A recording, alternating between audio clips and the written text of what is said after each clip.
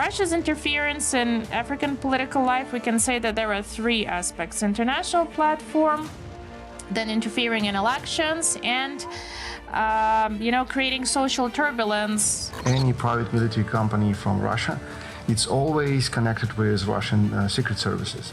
So it doesn't exist any private military companies in Russia at all, in legal space of Russia, because it's prohibited. So the West have become, they've taken the partnership with Africa for granted, which has basically given Russia the inroad to come in. Hello and welcome to Ukraine in Flames, a special project by Ukraine Media Center and NGO Euro-Atlantic Chorus, and I'm your host, Myroslava Yaremkin. Africa serves as a key platform for the Russian Federation to propagate and amplify its anti-Western and anti-American narratives. Russia's efforts to impose its perspective on the origins and causes of the Russian-Ukrainian war on these regions have long-term implications for the stability and security of their societies, as well for the global world order. In today's episode, we'll discuss Russia's informational and humanitarian expansion in Africa and how Russian propaganda impacts democratic processes in African countries. If you want to learn more about the subject, please continue watching this video and subscribe to our channel so that you don't miss our videos in the future. The infrastructure of propaganda and disinformation, which the Russian leadership systematically deployed in the region since the 2000s, aimed to support the meta-narrative that Russia is an alternative to the so-called collective West in the political, economic, and security dimension. Playing on the historical memory of nations with tragic periods of colonial existence, contributing to the polarization of societies.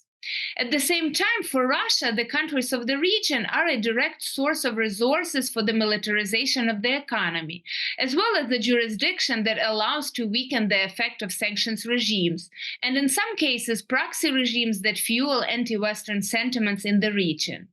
Marta, Oliynyk-Dyomochko, Africanist researcher at Global Ukraine Foundation, will talk more about the main aspects of Russian interference in African countries. The long-term goal of Russia is to create this agenda of international relations. Russia was a powerful voice and a power where in Asia and Africa and Latin America, this voice is heard. But for the country which fully ignores the international law and wants to ensure that one's interests are met, and they actually try to push it so hard. So for them, these are proper tools in their foreign policy, bribing elites, interfering in the process, propaganda, and this whole thing was done by Russia and Ukraine previously. So for us, this is really a sensitive issue. We feel it and we understand what we talk about. As a result of those manipulations, Russia is getting resources in Africa, getting contacts,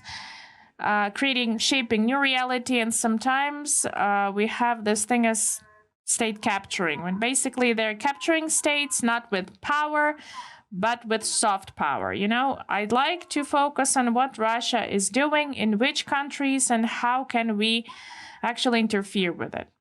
Russia's interference in African political life, we can say that there are three aspects: international platform, then interfering in elections, and creating social turbulence via media and NGOs to create an incorrect agenda, false social demand. The first group is working on international platforms, and here we can say that Russia is using its veto right in UNSC to actually block the resolutions which are aimed at condemning the leaders of certain countries. Let's recall those two resolutions about South Sudan in 2014, 2015, those who were accused in human rights violations during the civil war. We can recall Russia blocking resolution against the Burundi president in 2015, who decided to extend his term. And also, they supported the politicians by Russians congratulate them after elections, even if elections were, let's say, very far from democratic and were not transparent, there were violations. Second group, interference in the election process, political life of the country. The brightest example is Central African Republic, where Russians were deeply rooted in the political life of the country, so hard that they solve even political problems. They're brokers in these peace treaties. Valery Zakharov, who is representative of the private military company Wagner, who was the advisor of the African president. And thanks to efforts, they managed to get rid of the Ministry of Foreign Affairs back then, because the minister really was against the expansion of cooperation with Russia.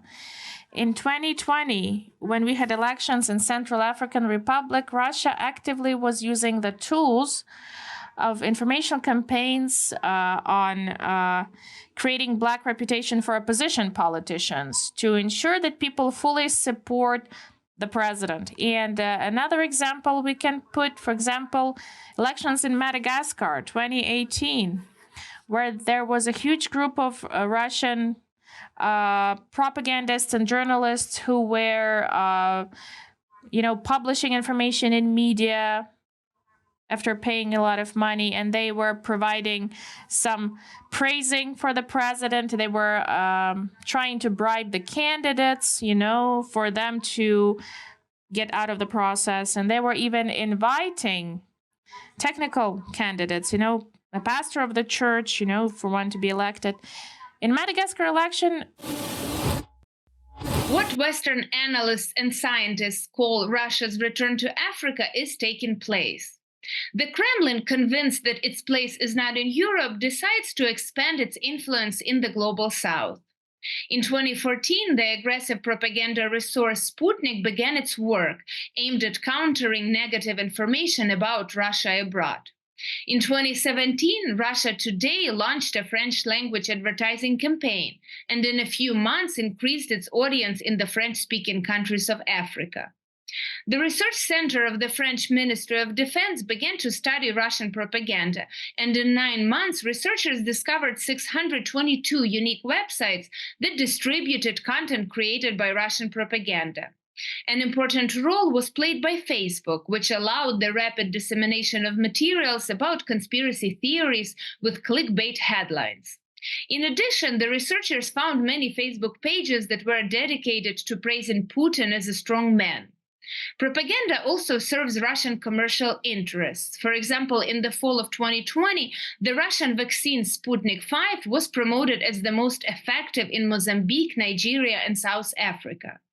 Mykhailo Samus, director of the new Geopolitics research network, will elaborate more on Russia's military political presence on the continent. Of course, we could speak about the Wagner Group, and I could give you our understanding. What does it mean?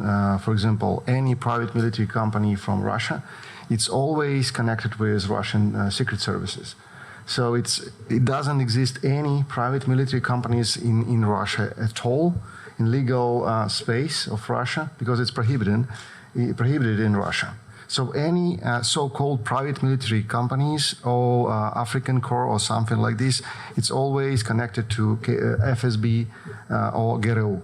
It's obviously. So it's impossible to find any private military companies. It's always state organization with functionality of providing the Russian state let's say, goals. And of course, in Ukraine, if you'd like to ask something about Russian influence and Russian charge or Russian militaries, ask in Ukraine, because we are living for 1,000 years with Russians. We know everything about them, and all of this agenda, especially. It's very funny sounds that Russia is explaining in Africa or global South countries about Russian anti-colonialism. If it's from the people who's really from empire. Russia is empire, which is fighting now against Ukraine, which was a former part of the empire. And in the same time, they're trying to explain that Russia is fighting against imperialism in global scene. So it's always paradoxically listen it and look at this, how Russia trying to use this anti-imperialism contest and the narratives being actually empire. However, the basis of all Russian information operations is one thing: to paint France or another European country as a colonizer that sucks resources from Africa, and to show that it can be saved from this only with Russian help. Because these audiences feel animosity towards the French, they respond receptively to such statements and begin to trust Russian-affiliated sources. The paradox is that Russian propaganda uses migrants from Africa as a terror for Europe and colonizers from Europe as a terror for Africa. Nigerian investigative journalist Nicholas Ibekwe will provide his take on this. And all the roles that Russia is playing, this multifaceted approach to regaining the influence it lost after the end of the Cold War. Because if you understand, the Soviets used to be very influential in Africa around the Cold War period. But after the Cold War period, it lost its influence, and the West became the most influential partner in most African countries, But what we are seeing today is that over the years, the West has become complacent.